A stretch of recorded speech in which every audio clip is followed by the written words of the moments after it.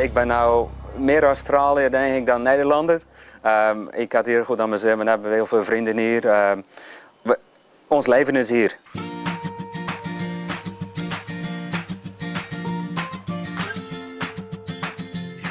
Wilfred de Koster komt uit Biervliet. De vraag is dan hoe je vanuit Zeeuws-Vlaanderen in Australië terechtkomt. Het is een lang verhaal, maar ik heb mijn vriendin leren kennen in Spanje. In Spanje hebben we een restaurantje gehad en dan heb ik Gina ontmoet. En Gina heb je rondgetrekt, dat was 10 jaar geleden. En ze wilde altijd terug gaan naar Australië. Dus toen zijn we samen uitgegaan en ze wilde heel graag terugkomen naar Australië. Dus ja, nou zijn we hier in Australië. Ik ben hier nu 12 jaar. Ja, en eerst in Brisbane gewoond en best wel veel rondgetrokken in Australië. En nu zitten we hier in Forest Beach. Een klein dorpje, maar ja, heel mooi, vlakbij het strand en ja, Noord-Queensland. Prachtig. Ja, en tropisch hier, hè? Ja, heel tropisch, ja. Het is zomers is het heel warm hier. En veel vochtigheid, maar ja, alles is wat wij willen is hier. Kamperen, vissen, boten. Ja, het is wat we altijd wilden. Forest Beach ligt ongeveer 250 kilometer onder Cairns in het noordoosten van Australië. Een gebied met palmbomen en krokodillen. Qua klimaat zitten er grote verschillen tussen Biervliet en Forest Beach. Maar er zijn ook overeenkomsten te bedenken.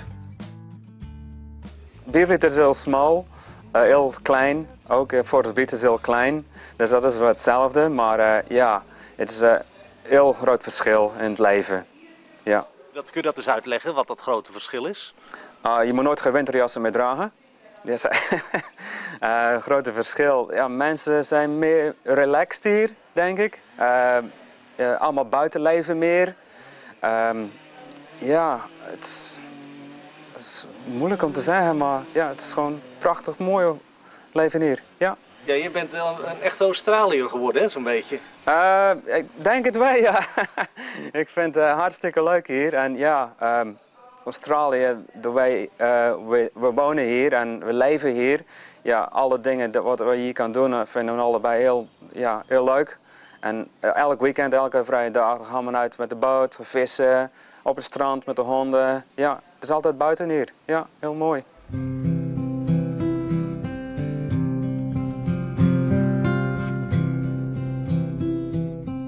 Maar er zitten ook nadelen aan het wonen in de tropen. Een jaar geleden werd het gebied waar Wilfred de Koster woont getroffen door cycloon Yasi. Het was de zwaarste storm die ooit over het gebied trok. De cycloon was iets van 16 uur voordat hij voorbij was. En dat was best wel eng. Gelukkig hebben we geen schade gehad, maar best wel veel huizen hier in Forest Beach. De daken weggewaaid en heel veel schade met, ja. Want hoe is dat, zo'n cycloon? Dat is meer dan zomaar een stormpje dat voorbij komt. Ja, speciaal cycloon Yasi. Dat was de grootste cycloon Australië ooit heeft gehad. En ja, om we naar het internet zaten te kijken, en wat naar ons toe kwam, dat was best wel heel eng. Het is gewoon heel sterke winden. De winden waren soms op 300 km per uur. En het gaat ook een heel grote harde rukwinden. En daar krijg je de meeste schade vandaan. En heel veel regen erbij ook, ja. Dus. Maar de schade bij jullie viel mee? Schade viel heel veel mee. We hebben geen schade aan het huis. Een klein beetje regen door het dak aan één kant. Maar ja, voor de rest bomen en bosjes. Allemaal omgewaaid en kapot gewaaid. Maar daar groeit bij. Denk je dan niet op zo'n moment had ik nu maar lekker in Biervliet gezeten? Nee, dat is part van het leven hier. Ja, dat hoort er allemaal bij.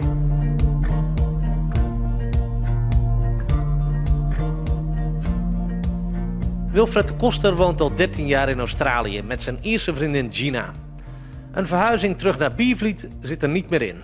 Alleen voor vakantie. Ja, om het leven. Ik ben nou meer Australiër denk ik dan Nederlander. Ik had hier goed aan mijn zin, we hebben heel veel vrienden hier. Ons leven is hier. Ja. Mis je wel eens iets van Zeeland of van Biervliet?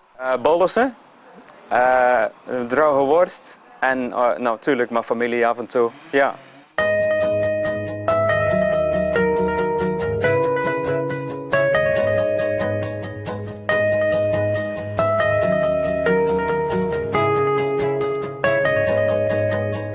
En nu gaan we op het strand, nu gaan we naar onze favoriete campingspot. Waar we proberen om wat vissen te vangen en zo wat krabben voor vanavond. En dat doen jullie gewoon over het strand rijden? Ja, gewoon over het strand rijden hier. En een grote four-wheel drive met de boot erachter en recht over het strand.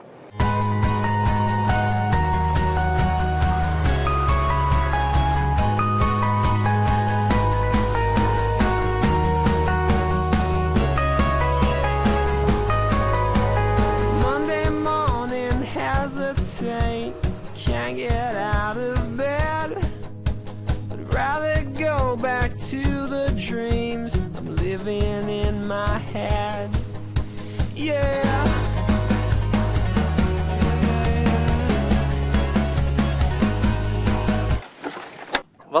Wat gaan we nu doen, Wilf? Nu gaan we naar onze krabbenpotten kijken. Die heb je uitgezet in de hoop dat je wat vangt? Hopelijk kunnen we een paar krabben krijgen voor vanavond voor het eten.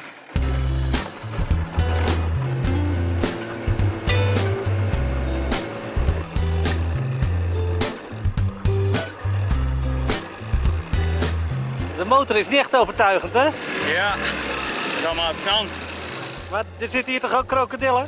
Ja, er zitten hier zeker krokodillen, grote krokodillen. Maar die zitten in het water.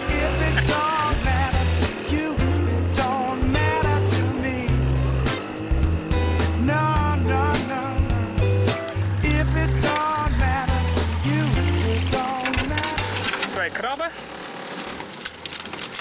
Kijk uit voor je tenen. People all around making sounds and all kinds of noise.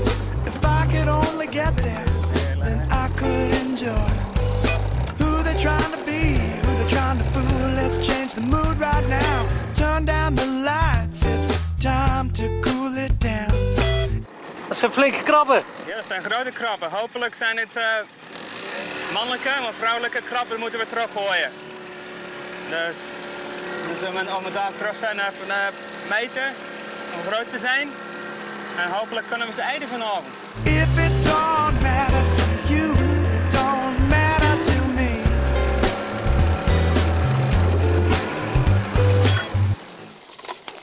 Oei. Bijten.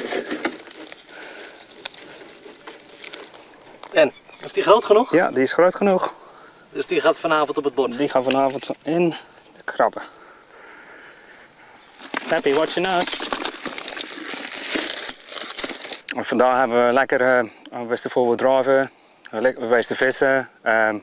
Ja, een kampvuurtje maken, gewoon lekker relaxen en lekker buiten zijn de hele dag. Ja, prachtig. Dat is wat we doen hier.